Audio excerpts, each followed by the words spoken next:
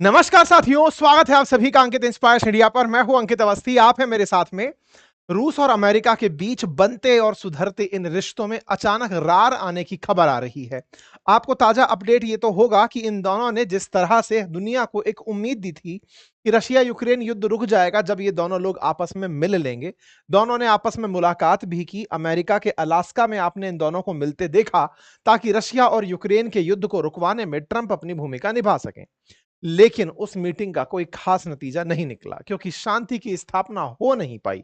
कैसे नहीं हो पाई? क्योंकि अभी का अपडेट कुछ इस तरह से निकल कर आता है कि पुतिन ने ट्रंप को धमकाते हुए कहा है कि यदि आपने टॉम हॉक मिसाइलों की सप्लाई यूक्रेन को की तो अमेरिका के साथ जो अब तक बना है वो सब बिगड़ जाएगा। ऐसी स्थिति में डोनाल्ड ट्रंप ने अब अपडेटेड जानकारी देते हुए यह कहा है कि वो लगभग इस धमकी के बाद ये मन बना चुके हैं कि वो यूक्रेन को मिसाइल दे ही देंगे। तो आज के सेशन में हम चर्चा करेंगे कि आफ्टर ऑल ये टॉम हॉक मिसाइलें ऐसी क्या हैं जिसके चलते पुतिन ने पहले कहा कि वो यूएस के साथ अपने सारे रिलेशन खराब कर लेगा, यानी कि यूएस के साथ उनके रिश्ते पूरी तरह खराब हो जाएंगे।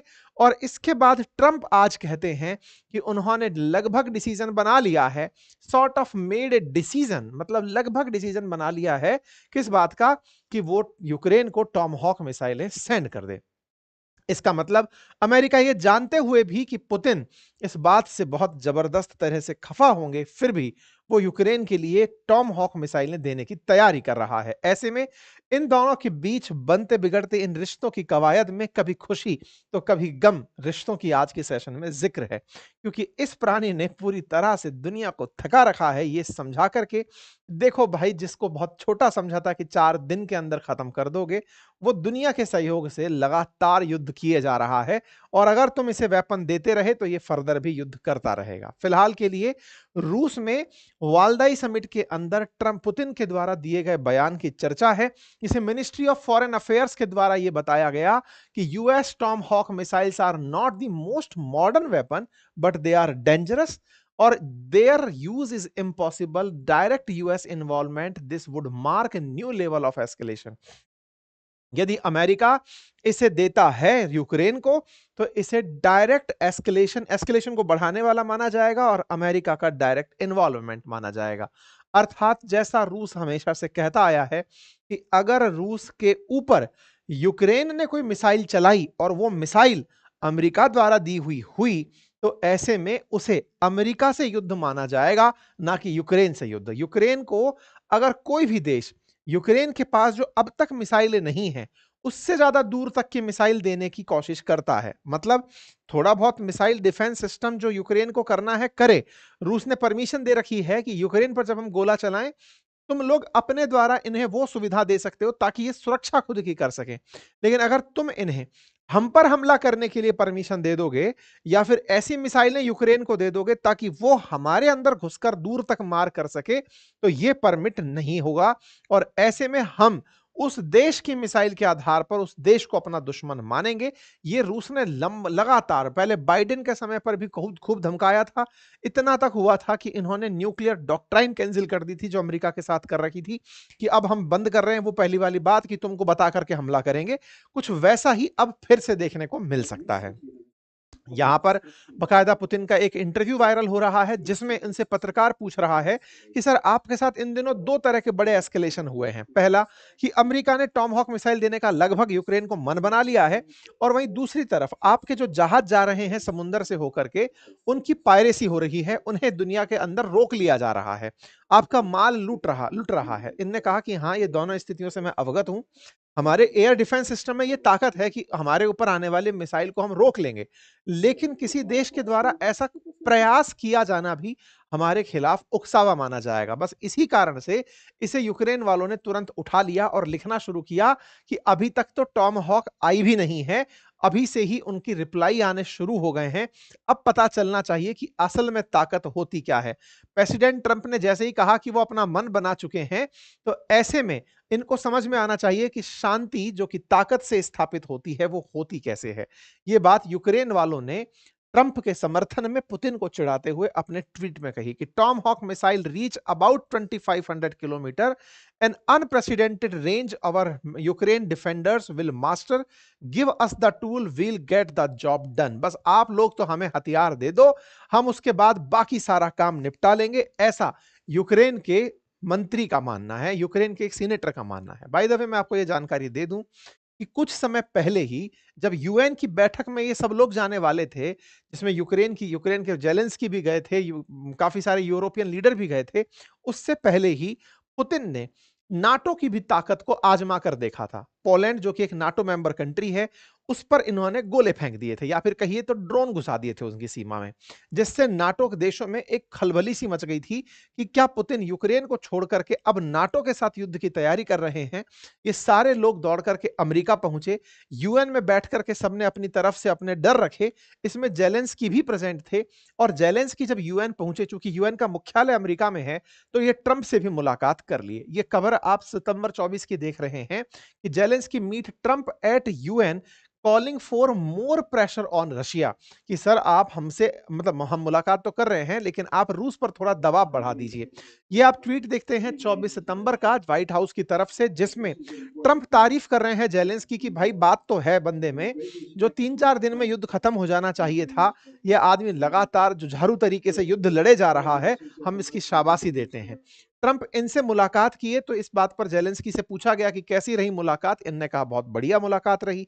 अब यही बात बाद में 26 सितंबर को एक्सक्लूसिव तरीके से वॉल स्ट्रीट जर्नल में छपती है कि ट्रंप ने जेलेंस्की से कहा कि वो इन्हें न्यू लॉन्ग रेंज मिसाइल देने का विचार कर रहे हैं।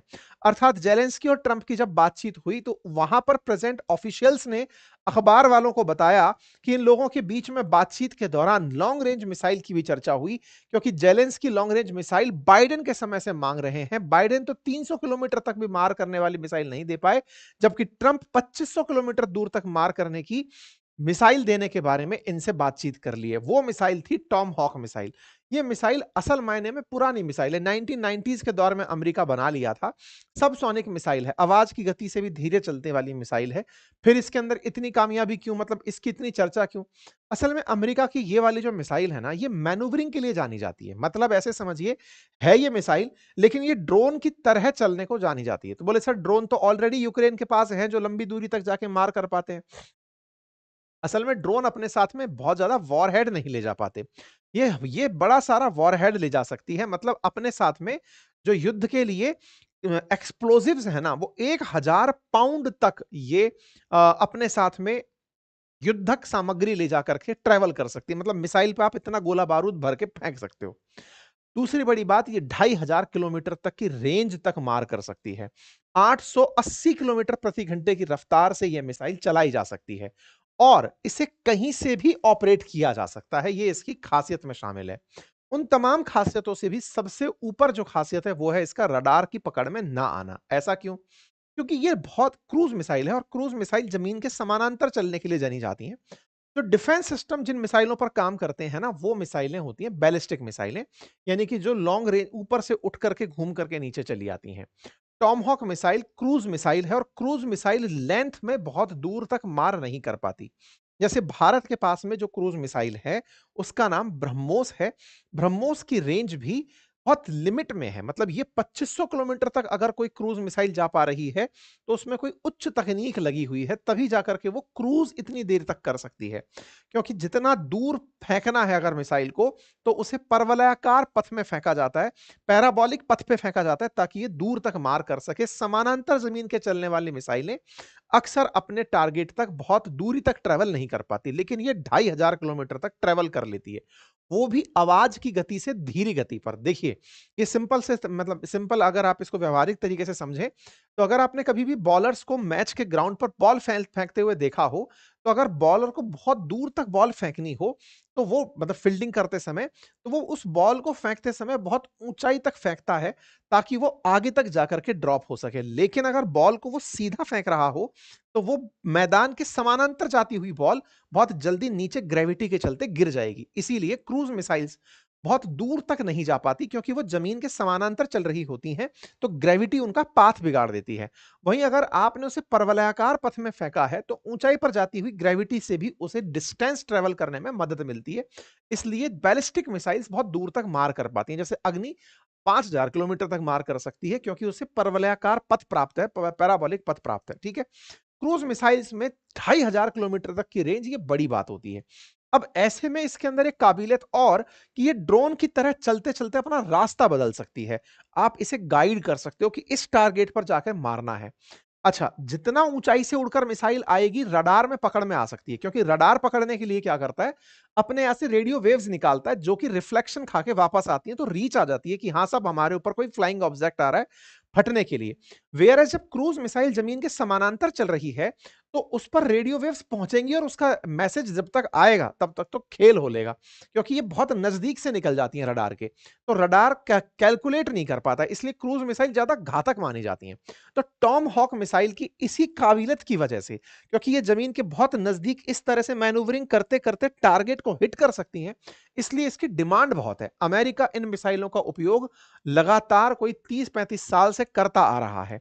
जैसे 2017 के अंदर इन्होंने सीरिया पर हमले के दौरान इसका यूज किया। अभी 2025 में यूएस की नेवी ने इनका हूतियों में, जो यमन के अंदर हूतियों के खिलाफ कार्रवाई की गई थी, वहां पर इनका यूज किया।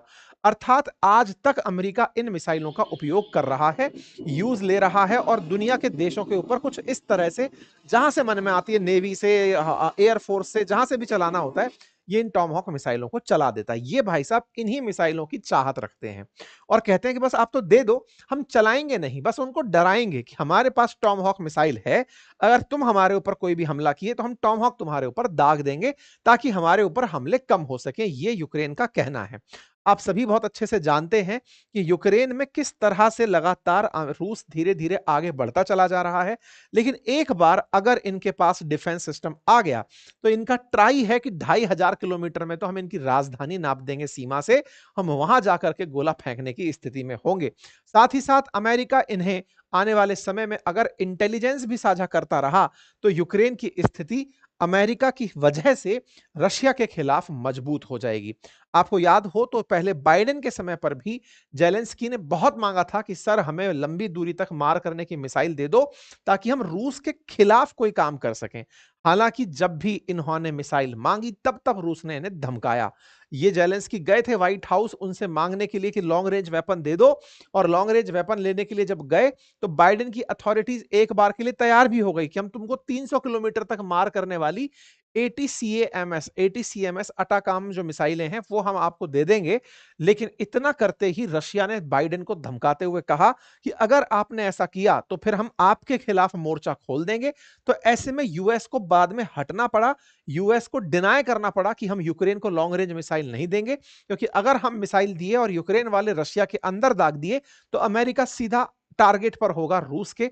ऐसे उस समय पर बाइडेन रुक गए थे, लेकिन अब ट्रंप सोच रहे हैं कि 350 किलोमीटर तो छोड़ो, मैं 2500 किलोमीटर दूर तक की मिसाइल तुम्हें देने को तैयार हो रहा हूं। अब ये केवल बयानबाजी है या फिर इसमें कुछ सार्थकता, ये तो आने वाला समय बताएगा, क्योंकि यूक्रेन ने रूस पर लॉन्ग रेंज मिसाइल का एक बार प्रयोग किया था, उसके बाद घातक दुनिया ने प्रयोग के बाद परिणाम देखे थे, क्योंकि यहां तो S-400 चलाकर रोक लिया गया था, लेकिन रूस ने तत्काल प्रभाव से अपने यहां की न्यूक्लियर डॉक्ट्राइन बदल दी थी। कहा था कि अब हम कभी भी धमाके कर सकते हैं। इससे दुनिया में एक भय बैठ गया था कि अगर रूस के ऊपर लॉन्ग रेंज मिसाइल चली, तो कहीं ऐसा ना हो कि न्यूक्लियर युद्ध छिड़ जाए। बस यही सब बातें हैं जिसका अभी फिर से महत्व स्थापित हो जाता है, क्योंकि ट्रंप जब बोल रहे हैं कि मैं इन्हें लॉन्ग रेंज मिसाइल दे सकता हूं, तो कहीं इस डॉक्ट्राइन का यूज ये पुतिन ना कर लें। दुनिया में एक भय का माहौल फिर से बनेगा। ट्रंप का फैसला कहीं दोबारा से इस मतलब स्थिति को और ज्यादा ना बिगाड़ दे। फिलहाल के लिए जेलेंस्की का खासा अपडेट ये है कि ये दुनिया भर के नेताओं से जैसे यूजुअल मिलते हैं, मिल ही रहे थे, लेकिन इसी बीच में भाई साहब रशिया ने इनके ऊपर फिर से मिसाइलें दाग दी हैं। अक्टूबर 4 की खबर है, एक पूरी पूरी ट्रेन उड़ने की खबर है, बहुत से घरों पर, बहुत सी जगहों पर इसी तरह के मिसाइल हमले लगातार चल रहे हैं। पुतिन अपनी तरफ से यूक्रेन को मनोवांछित प्रकार से ट्रीटमेंट देते रहते हैं, और इस तरह का ट्रीटमेंट तब जरूर देते हैं जब यूक्रेन कहीं ना कहीं दुनिया के लीडर्स से मिलने गया हुआ हो। जेलेंस्की जिस तरह से यहाँ पे नाटो चीफ से मिलते हुए दिख रहे हैं, वर्ल्ड लीडर से यूरोप के अंदर मिलते दिख रहे हैं, वो इधर मिल रहे हैं और वो उधर गोला दाग देते हैं। बस इस तरह से पुतिन इनकी मजाक जरूर बना लेते हैं कि यार तुम खामा-खाई मिलने जाते हो, हमसे कहोगे तो हम वैसे ही रोक देंगे। खैर, फिलहाल के लिए इन दोनों के बीच जो भी चल रहा है, अल्टीमेटली इनके युद्ध के चलते लगता नहीं है कि ट्रंप खास पीस पुरस्कार पाएंगे, लेकिन हां, इस फ्राइडे को नोबेल पीस पुरस्कार की घोषणा होने वाली है। दुनिया की नजरें गड़ी हैं इस बात पर कि क्या ट्रंप इस बार नोबेल शांति पुरस्कार पाएंगे। हमने इसका एक विश्लेषण वीडियो डाला है, आप चाहें तो अपनी पाठशाला यूट्यूब चैनल पर जाकर उसे देख सकते हैं, जहां पर हमने ट्रंप के नोबेल पुरस्कार ना मिलने के क्या कारण हो सकते हैं और मिलने के क्या, उनका एक पूरा विश्लेषण किया है। बाकी फिलहाल के लिए इतना ही। जानकारी पसंद आई हो तो साथियों से साझा करें, चैनल पर नए हैं तो सब्सक्राइब कर लें, और यदि आप हमारे साथ में जुड़ करके डेल्टा एक्सचेंज पर जुड़ना चाहते हैं, जो कि इंडिया का अपना एक ट्रेडिंग प्लेटफॉर्म है, जहां पर आप मेरे साथ कनेक्ट कर सकते हैं, तो लिंक हमने डेल्टा का कमेंट बॉक्स में पिन कर दिया है। Thank you so much.